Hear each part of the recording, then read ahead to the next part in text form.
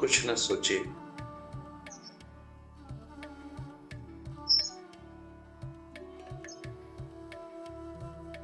मात्र होने पर जैसे एक वृक्ष खड़ा है, वो कहीं नहीं जाता।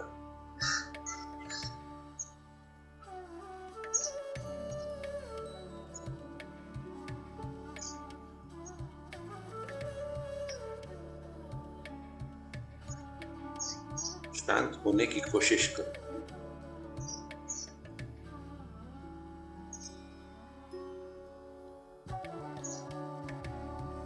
यूं तो मन विविध भागों में, विविध क्षेत्रों में उसको भागने की आदत है। कुछ न कुछ विचार आएंगे, उसी दिशा में मन चल जाएगा। इसीलिए हमारे ऋषि मुनियों ने मन को मरकट कहा था। उसको स्थिर रखना बड़ा कठिन काम, वैसा बताया।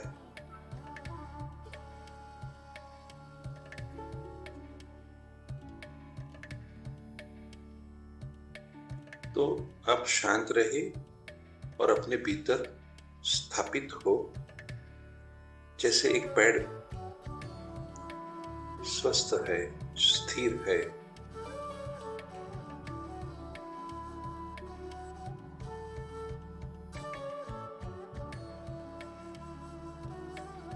आपके पास ऑब्जर्वेशन करने के लिए, मन को प्रवृत्त रखने के लिए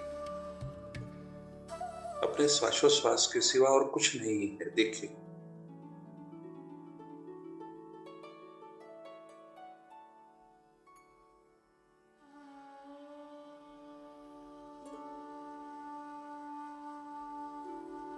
तो उल्टा ये कहे कि आप श्वासोश्वास पर ध्यान रखिए, और मैं ये कहता हूं कि आप शांत और स्वस्थ हो, अपने में ग्राउंडेड हो, अपने में भीतर में स्थापित हो, तो मन धीरे धीरे से फिर से तूफानी बनना शुरू करेगा, बाहर की तरफ जाना शुरू करेगा। तो उसको सांस पर टिके रखे, और सांस में जो हवा भीतर जाती है, जैसे एक गुफा में हवा आती हो, जाती हो, आप उसका अनुभव करें।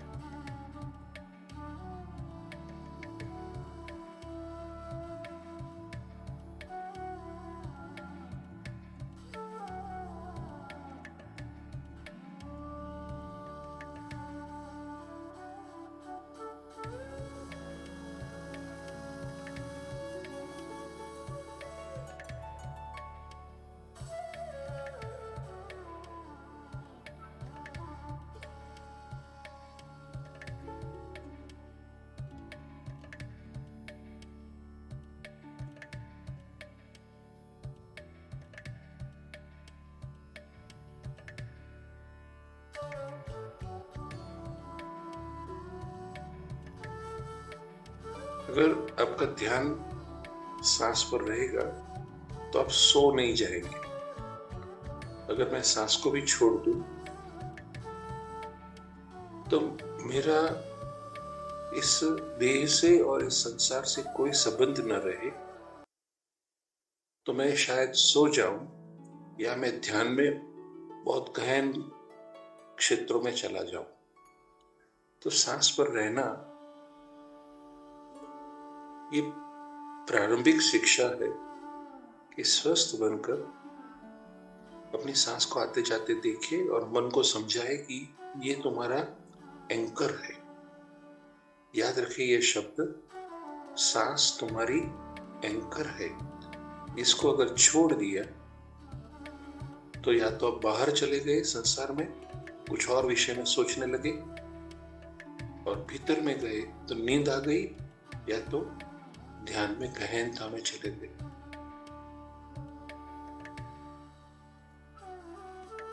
अब कुछ क्षण के लिए आंखें खोले, देखो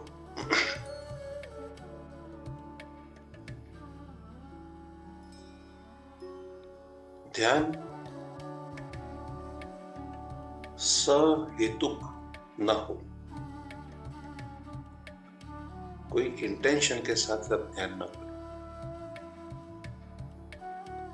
सहेतुक रहे तो वो मन और वो मूलाधार और स्वादिष्ठान तो बहुत ज्यादा परिणाम नहीं मिलेंगे आपको। थोड़ी फ्रेशनेस ऐसा कुछ लगेगा, मगर तो नींद ले लेने से भी फ्रेश हो सकते हो आप। उतनी गहराई हो तो नींद में भी जा सकते हो, राइट। तो ध्यान जो है वो एक बहुत सुंदर, ये एक ऐसा कहे ये रास्ते हैं प्यार के। ये जब किसी को मिलना हो तो आप उसके पास जाते हो, तो वैसे कृष्ण को मिलना है तो उनके पास जाने के लिए इसके सिवा कोई रास्ता नहीं। तो ध्यान को सामान्य प्रक्रिया के रूप में ना देखें कि पहले ये करेंगे, फिर वो करेंगे, फिर ये करेंगे, फिर यहीं पर देखेंगे, ऐसा नहीं। इट इज ए वो प्रेम की एक पुकार है भीतर से, और कृष्ण की और कृष्ण कहां पर है? तो मैंने कल जो बताया था कि पूरा विश्व, पूरा ब्रह्म अगर वो सर्कल है तो उसका सेंटर ही नहीं। तो कृष्ण अगर ऐसे हैं तो उनको कैसे पकड़ेंगे, कहां पर फोकस करेंगे? तो हमारे साधु संतों ने ये बताया कि आप प्रतिमा, मूर्ति पूजा, छवि, गुरु की भी हो, भगवान की भी हो, कोई भी हो, तो उसके पर से फोकस करें। तो वो बना कंसंट्रेशन टेक्निक। ध्यान में दो प्रकार बन गए। एक है कंसंट्रेशन टेक्निक कि कृष्ण को पकड़े रखे, ये मन की कोशिश रहेगी, और धीरे धीरे धीरे धीरे कंसंट्रेशन से कृष्ण विलीन हो जाएंगे, मन छूट जाएगा। तो ये एक है जो कृष्ण को ही पकड़े रखना चाहते हैं। और दूसरा जो है वो है डिफ्यूजन टेक्निक, यानी डी कंसंट्रेशन टेक्निक। तो डी कंसंट्रेशन जो टेक्निक है उसमें मैंने कहा कि कृष्ण तो ब्रह्म स्वरूप है, तो फिर खामखा हम क्यों उसी देहाकार को पकड़े? हमें थोड़ा और बढ़ना चाहिए। तो हम समर्पित होते हैं। जब डी कंसंट्रेशन होता है तो क्या होगा कि कोई तो रहा नहीं सामने और हमें फोकस करना है, यहां पर ध्यान करो। तो कहां पर ध्यान करेंगे? तो क्या होगा? You have to surrender.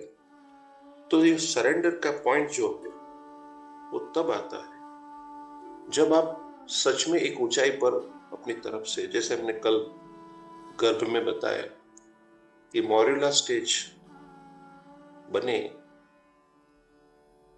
32 sales, 62 sales, 10 to 15 days,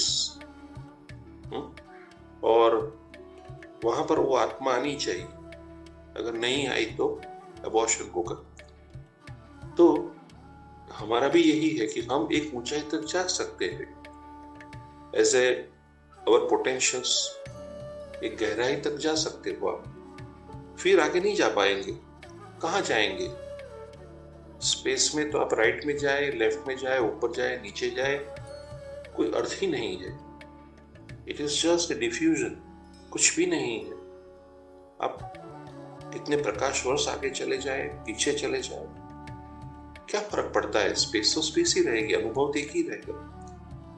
तो डिकॉन्सेंट्रेशन में क्या होता है, आगे जाने का बहुत जरूरत नहीं है। तो ये बहुत सहज मार्ग बन जाए।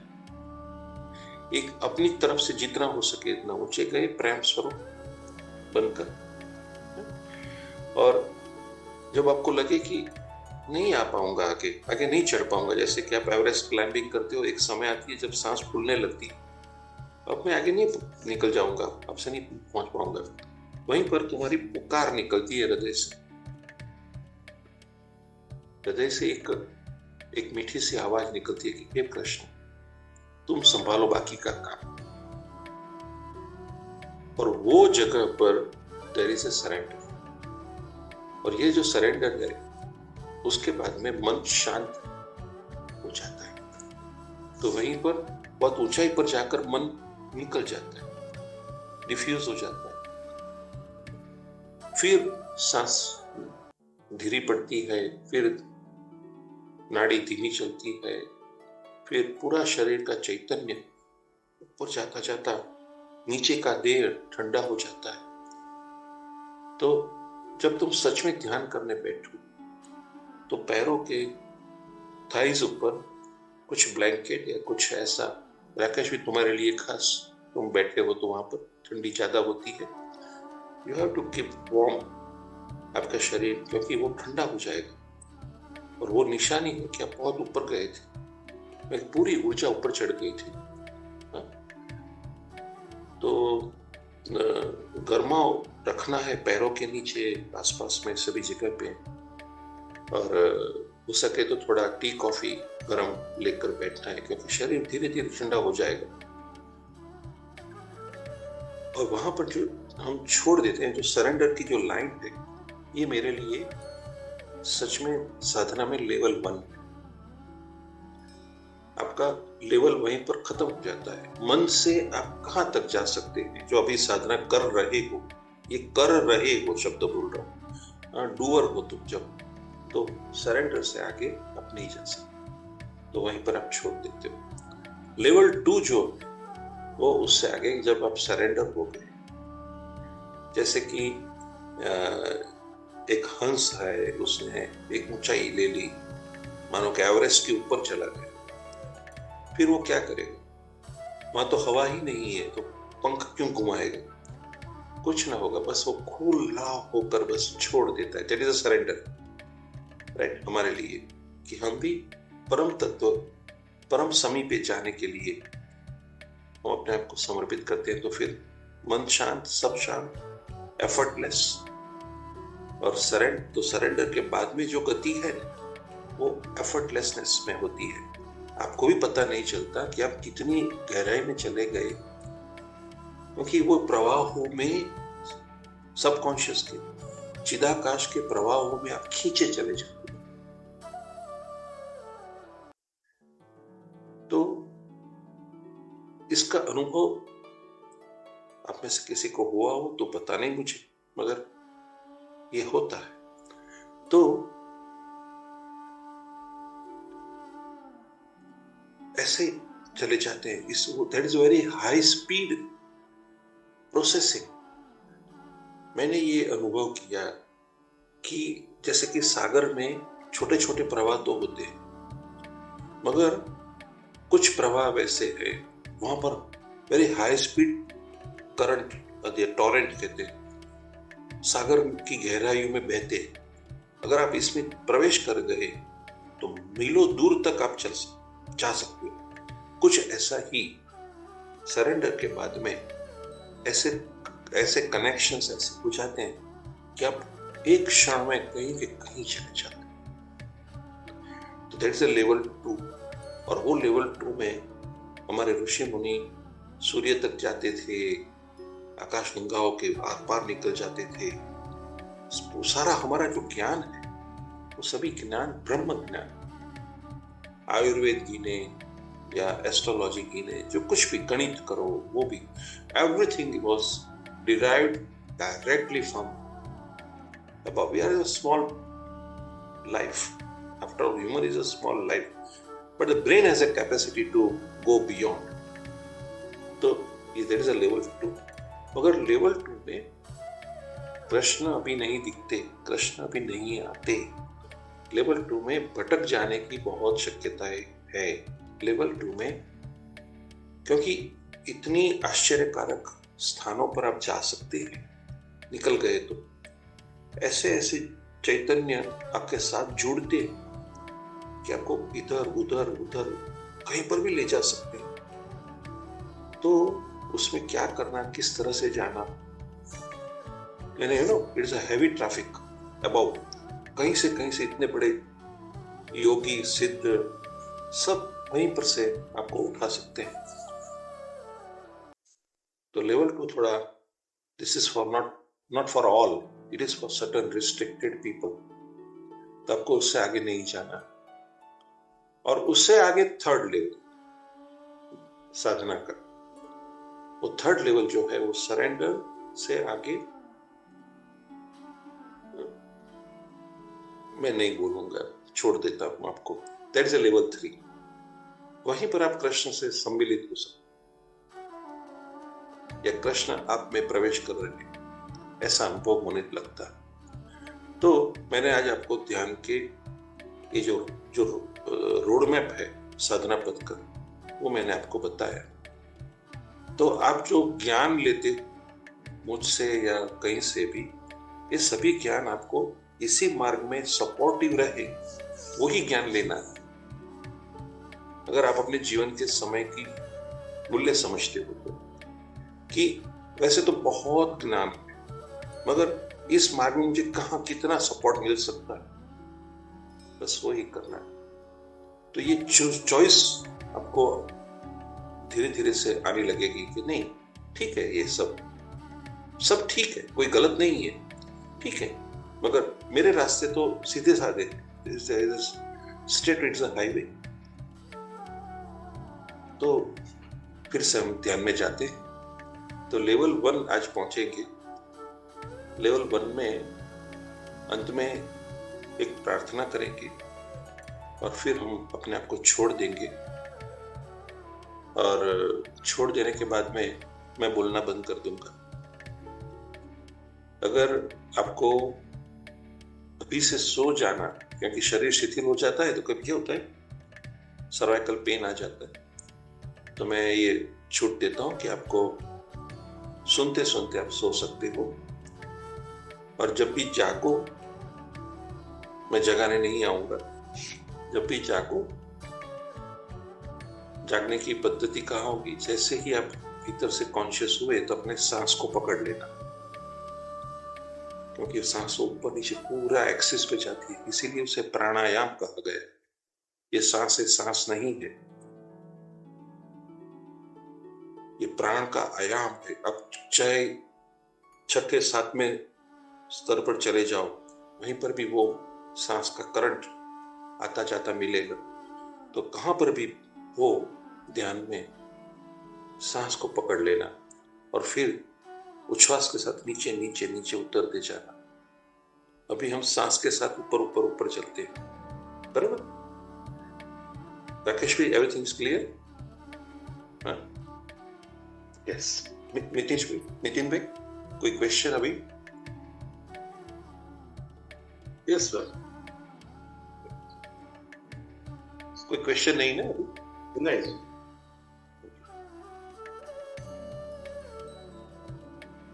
किरण, okay, done. Everything is clear. Okay, मैं मानता हूं कि आज हम ठीक से अंदर जाएंगे. प्रताप सिंह जी, ठीक? प्रश्न मत उठाना, प्रश्न मत बनाना, बराबर. शांत रहे हो.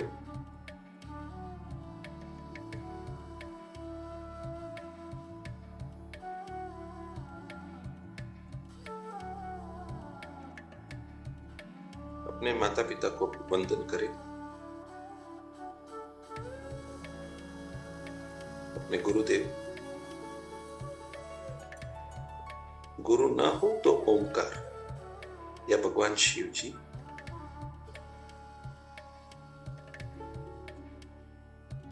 कोई मंत्र बोलने की जरूरत नहीं है। सिर्फ ध्यान में उनके दर्शन हो जाए, बस उतना ही फोकस रखना।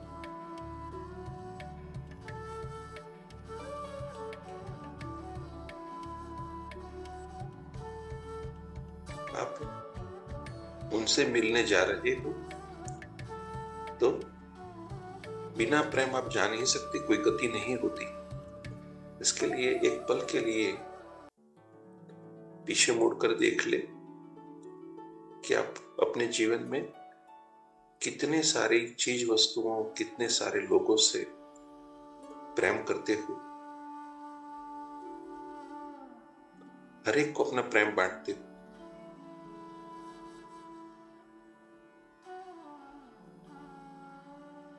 वही प्रेम, बिखरा हुआ प्रेम इकट्ठा हो, फोकस्ड हो, अपने आप को शक्तिशाली अनुभव करें। इसी को स्वस्थता कहते हैं कि मैं मेरे भीतर मेरी सभी शक्तियां मेरे साथ संजोए हुए अपने में स्थापित बैठा। नासाग्र,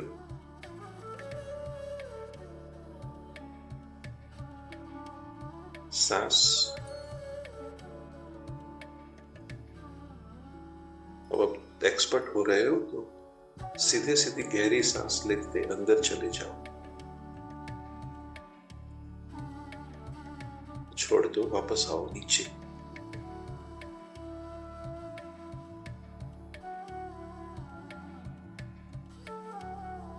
भीतर का अंधकार का अनुभव करें, वापस आ रहे।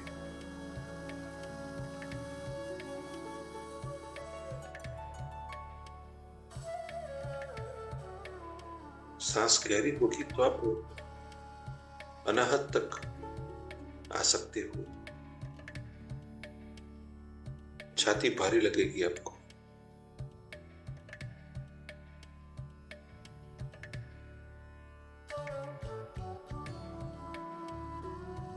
अब मैं कहता हूं आपको कि आप अनाहत पर स्थापित हो जाओ, वापस नीचे नहीं उतरना है।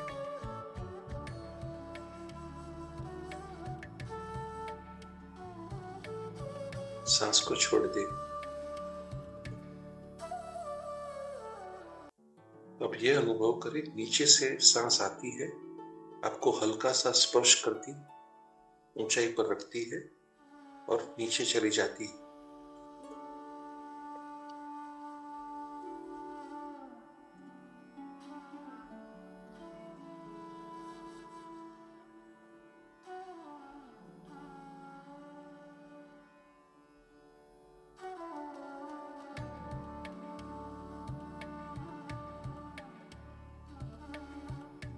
देखो, शायद आपकी आंखें में नमी आती हो।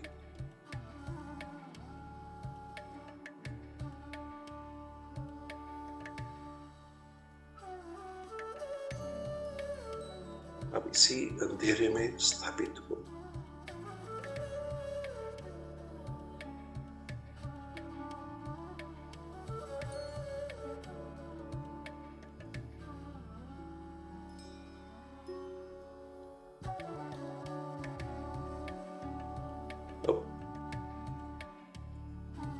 ये समझिए कि यह आपका गर्भगृह है, मंदिर का।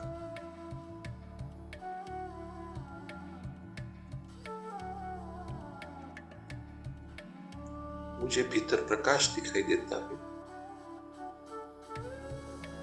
आपको हल्का सा प्रकाश चारों ओर आना चाहिए, दिखना आने लगेगा। आपको कोशिश नहीं करनी ढूंढने की। देखो, कोशिश करोगे तो मन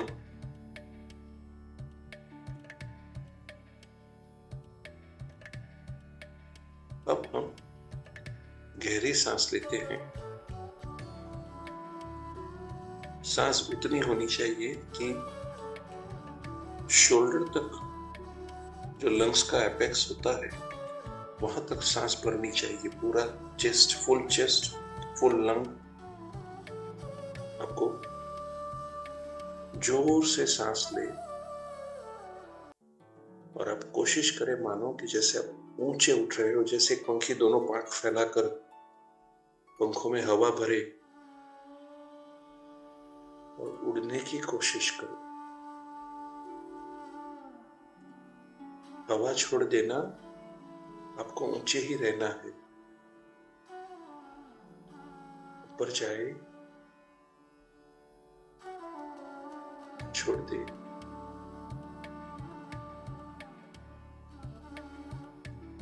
ऊंचे, वहीं पर टिक जाए।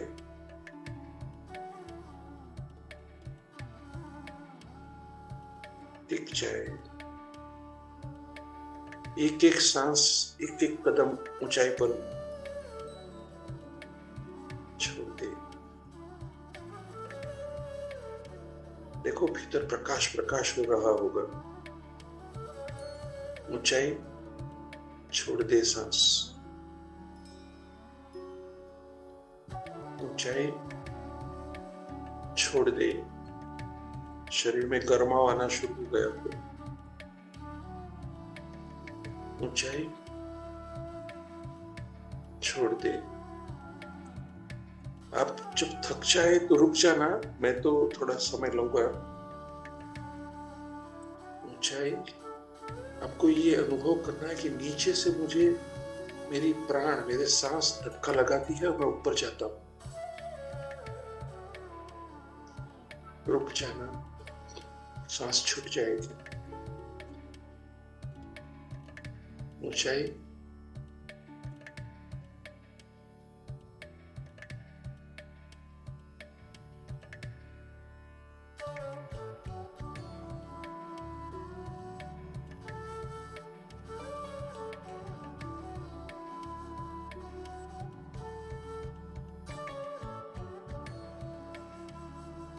भीतर का आकाश पूरा प्रकाशमय हो रहा होगा। ऊंचाई, छोड़ दो। अब एक समय आएगा जब आपको लगेगा कि मैं ऊपर और नहीं जा पाता, और ऊपर जाऊंगा तो कितना जा सकूंगा, क्योंकि ये तो अनंत अवकाश है।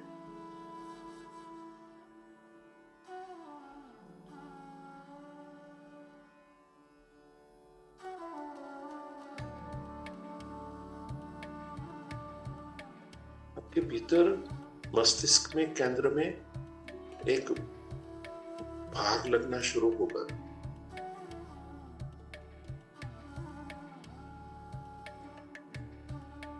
अब यही समय है कि आप अंतिम बार प्रयास करें, जितना हो सके ऊपर जाने की कोशिश करें।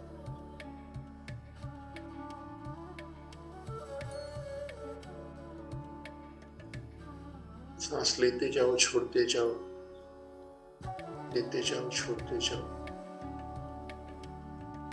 एक एक कदम भी काफी है। फिर मान लो कि आप एवरेस्ट की पीक पर हो, बहुत ऊंचाई पर आ गए हो, और फिर सांस को छोड़ दो। वहीं पर टिक जाओ, शून्य में, अपने ही शून्य में टिक जाओ।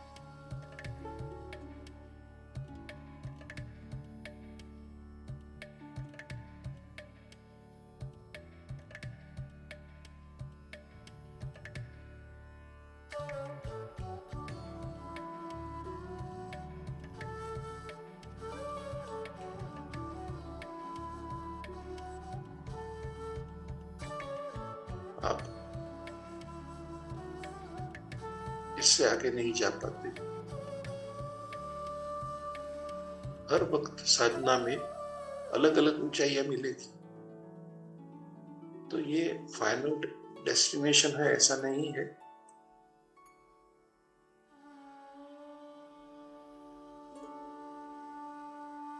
आप जो क्षेत्र में खड़े हो वह आपका चिदाकाश है।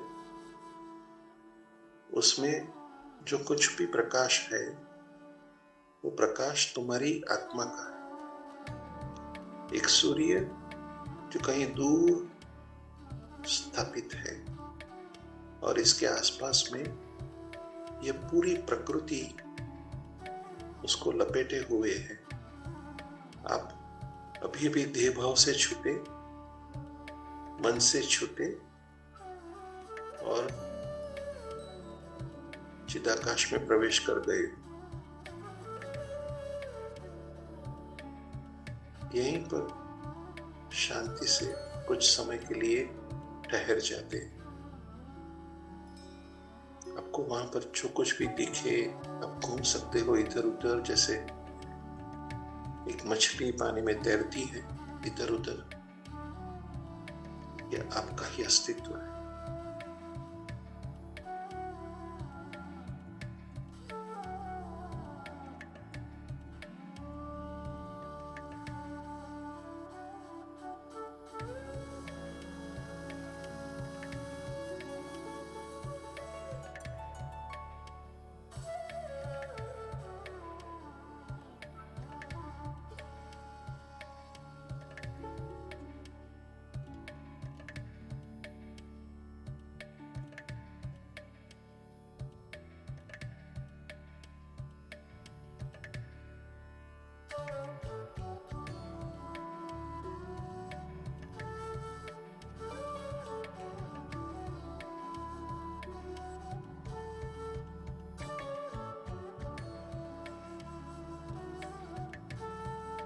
अब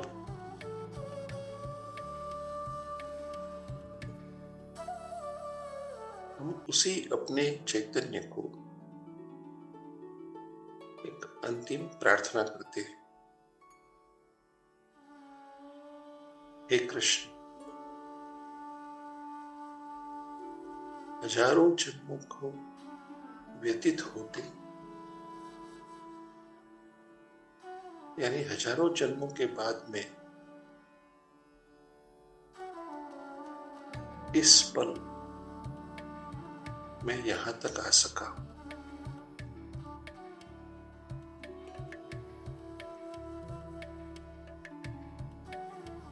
इससे आगे मैं नहीं आ सकता।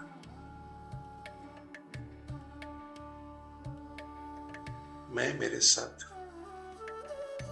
ये देह, इंद्रिय, मन, अंतःकरण, उनके गुण, मेरे अवगुण, घर, कुटुंब, मेरे प्रारब्ध, इस जन्म के और पिछले जन्मों के और भावी, ये सब साथ लेके आया।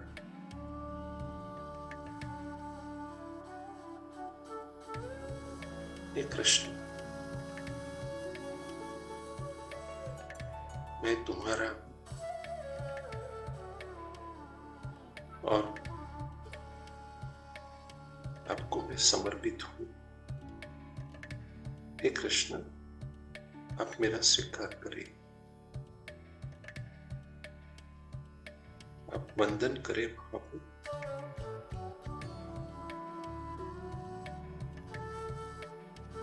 और फिर सांस को छोड़ दें। अब आप वहीं पर रहेंगे, अपने ही ध्यान में। आपका मन करे वहां तक आप ठहर सकते हो। यहाँ पर मैं आपसे कुछ न बोलूंगा। जब आपकी आंख खुले, वेबिनार चलता हो तो हम बात करेंगे, नहीं तो आप मुझे ऑडियो से बात कर देना, क्या अनुभव रहे। भगवान आपका कल्याण करे।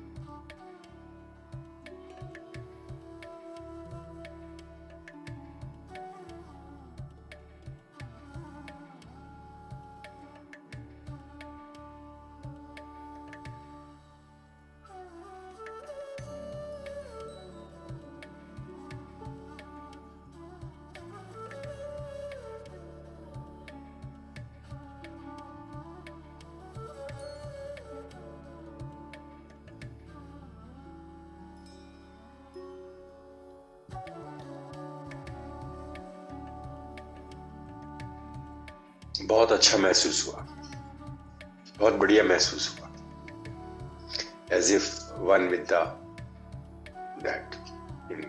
I can say that it was all peace. So good. Yeah. Thank you. मैंने जो हर एक जगह पर जो मेरे शब्द थे वो ठीक वहीं पर आपको गाइडलाइन देते थे, ऐसा था? Yes, yes, certainly. Yeah. जैसे कि मैं तुम्हारे साथ चलता हूँ और आपको बोलता रहता हूँ। Yes, बिल्कुल ऐसा महसूस हुआ। We were at your command. उसके जब मैंने आपको कहा, हमने जो शरण भाव व्यक्त किया कि हजारों जन्मों के बाद में मैं यहीं पर पहुंचा और हे कृष्ण मैं तुम्हें समर्पित होता हूँ, क्योंकि इससे आगे मेरा जाना मेरे लिए असंभव है। I am helpless, I can not fly ahead. Yes. उसके बाद में क्या हुआ? फिर मैंने कहा सांस भी छोड़ दे, कुछ न करे, कोई प्रयत्न न करे, अपने आप आएगी जाएगी सांस। उसके बाद में क्या हुआ?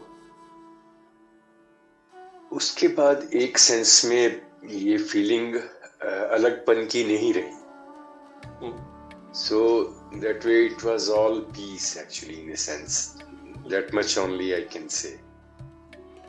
I felt light, and it was a vast expanse of this, you can say space. And in a sense, I'm nowhere to be found. Yes. That is great. That's great. प्रणाम। नितिन भाई, बहुत अच्छा लगा। थोड़ा मुझे सरदर्द भी लगने लगा थोड़ा कुछ। सरदर्द आएगा, मैंने बोला था वहीं पर प्रेशर शुरू हो जाएगा। That is the area of thalamus, that is the area of thalamus, और वहीं पर मैग्नेटिज्म बनना शुरू होता है। जब सरदर्द आए, एक तो ब्लड प्रेशर बढ़ेगा आपका और मैग्नेटिज्म बनना शुरू हो जाएगा। आप कृष्ण को बुला रहे हो, आप जा नहीं रहे हो। इसके बाद में मैं जब कहता हूँ कि शरण भाव जब आता है तो हम जा कहाँ रहे, कहाँ जाएंगे, इसमें इतने विराट अस्तित्व में कहाँ जाएंगे, तो हम उनको बुला लेते हैं। कभी तुम तो शब्द से नहीं बोलते, अपने भीतर के एक प्रेम भाव से बस वही स्पंदन चले जाते हैं। See, after certain level, you are on a vibratory mode, right? So they are intangible. क्या छोड़ते हो अपने भीतर से और क्या आपके पास आता है वो आपको पता नहीं चलेगा। Just you have to stay there, वहीं पर रहना है एक याचक के रूप में कि हे कृष्ण तुम संभालो, ऐसे कहते कहते हम वहीं पर खड़े हैं। फिर क्या होता है, वो जो देते हैं ना, मैंने कल कहा था कि आपके एक कदम उनके 100 कदम, तो वो जो देते हैं वो भी इंटेंजिबल है। आपको पता नहीं चलेगा कि आपके भीतर से क्या अंदर आया, मगर your outer world will be changed if you practice this way. Slowly your all the problems will go away, क्योंकि कृष्ण चाहते हैं कि तुम ऊपर आओ, तो बाहर के जगत के दुख उनको मिटाने होंगे जो तुम नहीं मिटा सकते हो। So all the problems हम उनको दे रहे हैं। मैंने कहा कि मेरे गुण, मेरे अवगुण सब समर्पित आपको, मेरे सब प्रारब्ध आपके। तो जैसे एक बालक बाहर जाकर पत्थर और छीप लेकर आए और माँ की गोद में बैठ जाए, पूरा गंदा गंदा वही बैठ जाए, तो माँ तो खुश होगी कि चलो तुम आ गए। कुछ इसी तरह से हम भी माँ के, कृष्ण के पास में इसी तरह से जा रहे हैं। ये जो है सो मैं ऐसा ही हूँ और मैं आपको समर्पित हूँ। तो आपके सभी दुख दर्द शारीरिक अस्वस्थता हो तो भी धीरे धीरे वो निकाल देंगे, क्योंकि अगर तुम स्वस्थ रहोगे तो ही तुम उनके पास वापस जाओगे ना, समझे ना? आपके दुख दर्द अगर रहे संसार के तो आप उनके पास कैसे जाओगे? अब उनको भी चिंता होती है कि आपके दुख दर्द ना हो, इसलिए भगवान सदा ही भक्त के साथ चलते हैं। या अब अपने बाह्य जीवन में आप देखेंगे धीरे धीरे से बदलाव आएंगे। प्रताप सिंह जी।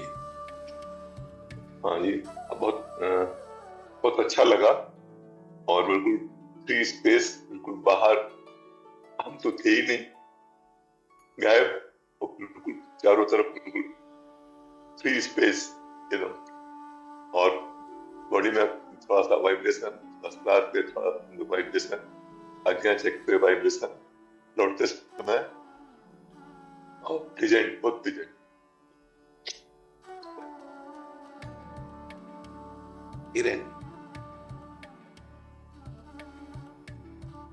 જે ઘણો ડીપમાં ગયો એવું લાગ્યું। તમે सरेंडर बात, सरेंडर का जो बता रहे थे, आई थिंक वो तो मैंने सुना ही नहीं, ऐसा मुझे लगा, क्योंकि आफ्टर पॉइंट आई थिंक मैं पूरा अंदर ही चला गया था, तो क्या चल रहा था समझ में नहीं आ रहा था। तुम्हारी आंख बदल गई है अभी। ओके। हमारी your eyes says that you have gone deep. Yeah. और I saw you are not in a balance. Right. एक दो बार मुझे झटके भी लगे, जो वापस आया और वापस गया, ऐसा 2-3 बार हुआ, और फिर पता ही नहीं चला क्या चल रहा था। वो जब रिकॉर्डिंग का आपका आया तब एक वो सुना मैंने, ऐसा लगा, पर फिर भी अंदर ही था, आने का मन ही नहीं कर रहा था, पर जब आपने बोला तब धीरे धीरे प्रयास करके आया। मुझे इस बार ऐसा लगा कि मैं आपको नीचे ले आऊं और आपसे बात करूं। राइट। आपको छोड़कर चला जाऊं तो अच्छा नहीं लगे, नहीं तो मैं छोड़ देता था, अब अभी भी आधे घंटे और रहते। सही बात। तो ये अच्छा नहीं होगा मेरे लिए। हाँ मनीषा बहन, आप ऑडियो से बात कर सकती? हाँ। શું કહેવાય, એક અલગ જ એક્સપિરિયન્સ હતો, પણ મને કઈ લાઇટ ને બધું ના દેખાયું, પણ માથું બહુ ભારે લાગતું હતું, લાઈક હેવી, એટલે માથું નથી દુખતું, પણ પેલું વજન હોય ને માથા પર, તો પથરો મૂક્યો,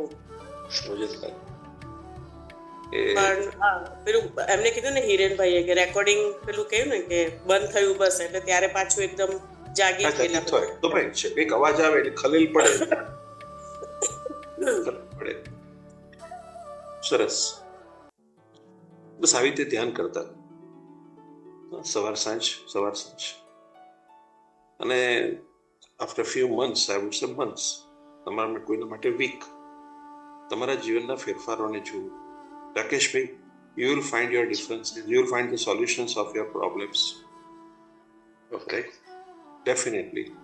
और क्या करना है आपको, जब आप भीतर शरण में जाते हो ना, शरण के लेवल पर, तो वहीं पर एक क्षण के लिए शरीर पर फोकस करना और उसको भी समर्पित कर देना। जैसे तुम रखो वैसे।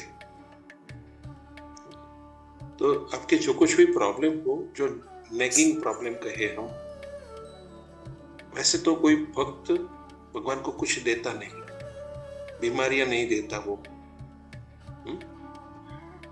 नहीं देता। मगर अगर है प्रश्न तो हम किससे बात करेंगे? अपने माता पिता से ही बात तो करेंगे। तो कर सकते हैं हम, प्रश्न दे सकते हैं, फिर जवाब उनका जो हो वो हमें कोई प्रश्न के जवाब नहीं ढूंढने हैं, वो ही आपको कुछ सुझाव दे या उसका परिणाम ला कर दे। बराबर, हल्के हल्के रहे आप बस। कल से मैंने तुमसे, आप राकेश भाई और नितिन भाई और हिरन तीनों को मैंने एक ही बात बताई है कि ज्ञान पर जोर मत दे। ज्ञान वो साधन है हमारे, ज्ञान से आप भाव मार्ग पर पहुंचे और भाव से समर्पित हो और समर्पण से फिर आगे जाते। ये साधना का मार्ग। ज्ञान तो जाने, मानो कि दरिया किनारे आप छिप ढूंढ रहे होते हो, मोती ढूंढते हो, वैसा कुछ है। ज्ञान से तो एक सीमा आएगी जब आपका हृदय ज्ञान से भर जाएगा और आपको ज्ञान के प्रति भी वितराग हो जाएगा कि यार नहीं पढ़ना, यार ठीक है, बहुत हो गए, सब अपनी कैसेट बजाते रहेंगे,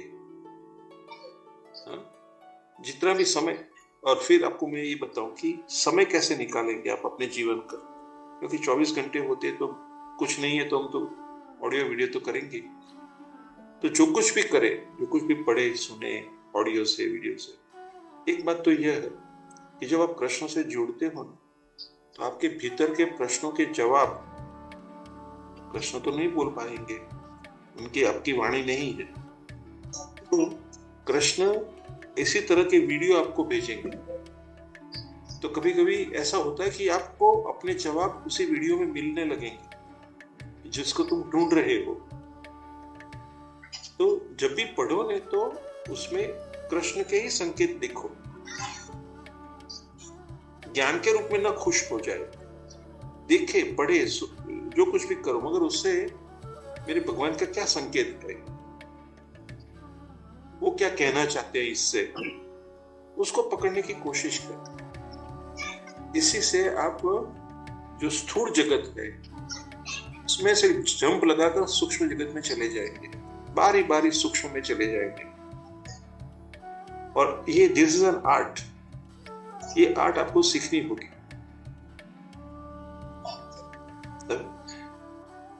इसी से आपको भीतर का अपना ही ज्ञान होगा। अभी तो बाहर का ज्ञान ले रहे हो और खुश हो रहे हो, फिर तो अपने भीतर से, दैट इज कॉल्ड इल्यूमिनेशन, अपने भीतर से वो ज्ञान आना शुरू हो जाएगा, आपके जीवन के रास्ते को उजागर करेगा, है ना। जैसे कि लैंप पोस्ट खुलने लगे ना शाम को, 1 2 3 4 पूरे रास्ते दिखने लगे, कुछ ऐसा ही आपको लगेगा। बाकी का सब ये छिलका है, ये पूरा जगत छिलका है। ये पूरा जगत जो है वो it's a mirror, it gives you some impression, so you receive. मगर उसके प्रति प्रेम भाव और अटैचमेंट में हो जाए, oh my God this is great, ना it is nothing, it's great, you are great. तुम यहीं से लेकर अपना रास्ता लेते हो। तो इसी तरह से पढ़ो, कोई बात नहीं। बचपन से मेरा ये रहा था कि मेरे हाथ में मीराबाई का एक किताब आई थी, हमारे जो गुजरात में है, कौन से जन कल्याण में, पूरा मैगजीन 150 पेजेस का मीराबाई का पूरा जीवन चरित्र है। तो मेरी उम्र होगी करीब 12-14 साल। तो मैं पढ़ता तो 1-2 पैराग्राफ पढ़ते पढ़ते तो इतना रोने लगता, क्योंकि मैं मीरा के देश में चला जाता और फिर किताब बंद हो जाती। वो किताब मैंने अभी भी रखी है, हर एक पन्नों पर मेरे आंसू है। तो भाव जगत में ट्रांसफर हो गया। मुझे आपसे मेरा जो समझ है वो मैं बोल रहा हूं आपको, कि कुछ भी पढ़े मगर आपके भीतर कृष्ण प्रेम ही बढ़ना चाहिए और कुछ नहीं। बी चूजी कि क्या लेने से मुझे प्रेम प्रकट होगा कृष्ण के लिए। तो ये आपकी यात्रा और झड़प में आएगी। चलो नमस्ते।